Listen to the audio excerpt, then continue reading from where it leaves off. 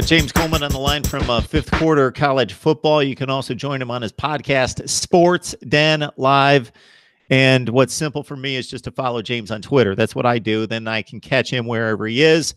Big Game James 36. Big Game James 36. Mark Rogers TV, the voice of college football. What you need to do if you want us to continue to deliver the very best in analysis with guys like James and other bloggers, broadcasters, and writers across the country, and some analysis from myself, of course, then you need to lock in and support the channel any way you possibly can with the likes, the comments, the subscriptions, of course, and share the videos as well. If you grab one of the Amazon links in the description section, you support the channel by just shopping on Amazon in whatever way you want.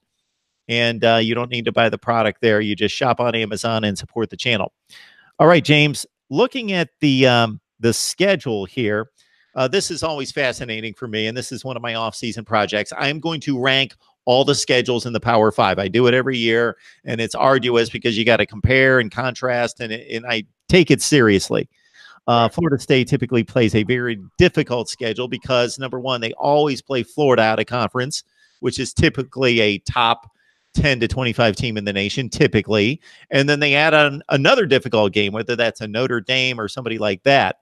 So I'm always looking at that. The non-conference games, of course, there's 4 outside the ACC. And then who do you play in the other division? So this is always a difficult task for Florida State as well, because Miami, despite underachieving, typically is the best talent in the other division, and Florida State always plays Miami. So who else do they play? Well, this year it's a game at Virginia, a team not from a talent perspective up to Florida State's caliber, but they're coming. And Bronco Mendenhall knows how to coach. They went 8-5. They beat South Carolina 28-0 in a bowl game. So you got a difficult draw with Virginia and Miami on the other side. And we'll start right there, James, on your thoughts about the 2019 schedule. The Miami game is going to always be good, no matter what. Miami could be 0-5. Florida State could be 0-5. It's a rivalry game. It's a game of respect. A lot of the guys chose between Miami and Florida State. And you've got talent because both teams are heavily dominated by Floridians. So, and some of the best from out of state. So we don't really know what this Miami team is going to be. Miami has a brand new coaching staff for the most part, but there's familiarity there with their new head coach, Manny Diaz, getting his first chance. And you'll see a lot. You'll know a lot more about those teams because what's favorable for Miami, and I would say for Florida State too, is that now they're not playing so early in the season. You'll know what both teams are at that point. They'll have a lot of their flaws, especially offensively, fixed. Manny Diaz should have their defense humming, just like he has the last couple of years, and they'll play very opportunistic. And if Florida State can limit turnovers, then you'll know. But who knows with this Kendall Browse system, which is very simple. It's actually everything that Taggart touted.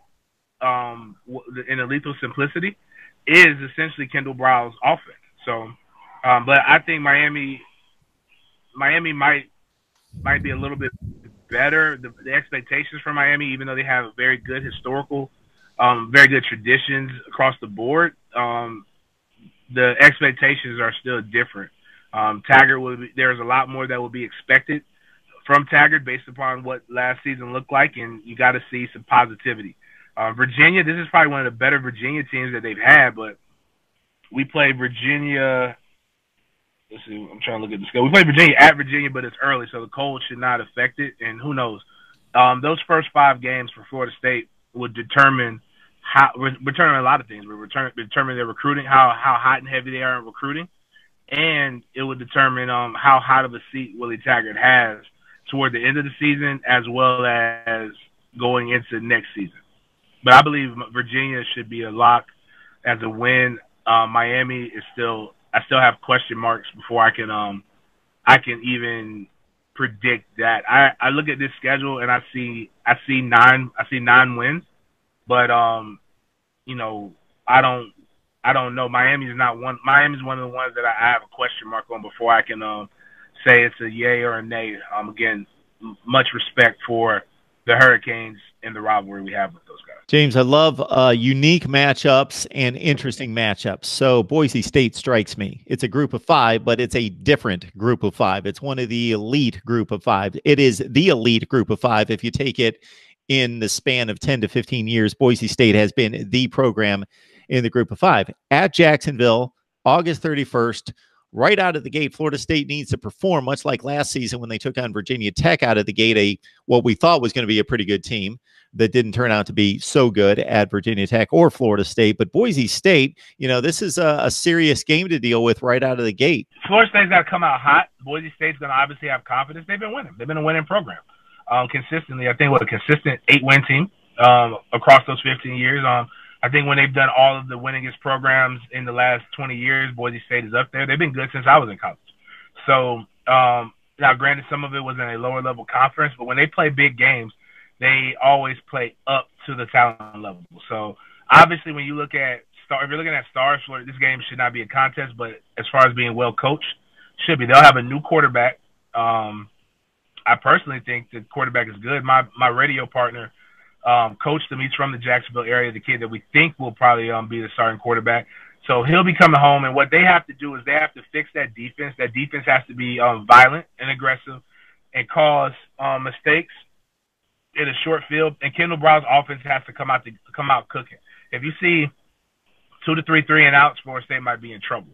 But it should be even if they do come out the gate and strike hot, Florida State's got to start approaching these games and these matchups like boxing matches, like heavyweight boxing matches. It's not about knocking somebody out in the first round. You have to actually be able to go 12 rounds, go toe to toe with these guys, and I believe, we'll see in that first game. If FSU is able to come out and win by 21 points, then the nation will be put on notice, and it will make everybody have to go and look and re-look at the film in a different manner. So the only good thing about having a new OC, and it's different than in years past, you've got to go look at Willie's offenses. You've got to go look at Kendall Brown's offenses. So there's a lot more to break down. So it's not the same as if Florida State kept everything intact, like to where you only have to worry about the 12 games that they played last year. You've got to worry about a book of anywhere between, I'd say anywhere between 48 to 96 different games and different styles and things that you want to put out. But for the most part, it's going to be a 3-4 wide set. They're going to stack the field. They're going to make your defense have to take away one side of the field, and then they're going to attack the opposite side of the field. So a lot of mirror route concepts. But the craziest part is there is no playbook. So the playbook and it's a true RPO. So the offensive line and the running backs go with one play in particular. The quarterback and the wide receivers go with their different play. And it's up to the quarterback to be able to play smart. And I think the problem that Florida State had last year was a quarterback who lacked the ability to make a decision. And when we've seen Slim, which is James Blackman, Slim Reaper is what I call him, you see him, he's able to make a decision. It may be the wrong decision, but sometimes not making a decision will affect it. But I say Boise's offense is what everybody really pays attention to, and it's not necessarily their defense. So I think that game is going to be everybody, FSU fans, rivals, everybody's going to tune into that game because that's going to be more of the preview that everybody's going to be wondering, because you're not going to get anything from spring ball especially when you watch the Garden and Gold game. It's more of the spring games for most schools are kindergarten graduation. Like, it means absolutely nothing. James Coleman on the line talking Florida State football. We're looking at the schedule. Of course, if you want to lock into college football coverage, you stay right here at Mark Rogers TV. No reason to you go elsewhere. I'm not saying that, but certainly you got to lock it in here for college football coverage. All right. The other two things that come out to me on this schedule is, and you touched on one, the Miami game is typically an early October, mid-October game. It's going to be later in the season on November 2nd. Also, and you're going to speak to this, James, in terms of open dates, what they mean. I'm sure some coaches really take advantage. Other coaches not as good at taking advantage of the open date. But you've got an open date before a trip to Clemson and the game against Florida. Yeah, technically you might have two open dates before Florida. But well, yeah, there you go. With Alabama State, but you play who's on your schedule. But those are the two toughest games based upon last year. And I guess historic performance that we'll have. I mean, you want to have an open date so that you could put new wrinkles in that the other team hasn't seen, which could give you a good advantage against that team. Obviously, Alabama, because really what happens is the more games you play, you start to understand teams' tendencies. So you'll see Florida will be able to see how FSU plays against Boise, Louisville, Clemson, Syracuse, if you believe the things coming out of Coral Gables, Miami. So Florida will have some things that they can get tendencies. But so you want to be able to go in there and put some things that they've never seen before. And that's the time to do it. Like, obviously, Alabama State, you're going to try to be as vanilla as possible against an inferior opponent so that they don't get a chance. That's not – so you want, like, Louisiana Monroe, Alabama State, hopefully Wake Forest, but Wake Forest has some dynamic playmakers on their team as well. But you want to be able to make those games be where you run essentially your base system, and they don't get much off the film from that. And you're able to, again, like I said, put some tweaks. Florida having their defensive coordinator be there, coming back, it's Todd Grantham. That helps them out. He's very good at what he does. That's the reason why NFL teams actually heavily pursued him. So I think that's why you wanted that with Clemson. You just got to be able to do something that, again, what we want to do against Boise State is stave off their punch and their best shot. Against Clemson, FSU is clearly going to be the underdog as long as Aaron Coulter, a.k.a. Trevor Lawrence, is there. You want to be able to offensively be able to jump on them. But their defense has lost some people, but at that point, their backups should be veterans. So the bye week, you get a chance to get extra film work, and you get a chance to let the guys with 2 bye weeks this year, which makes it unique.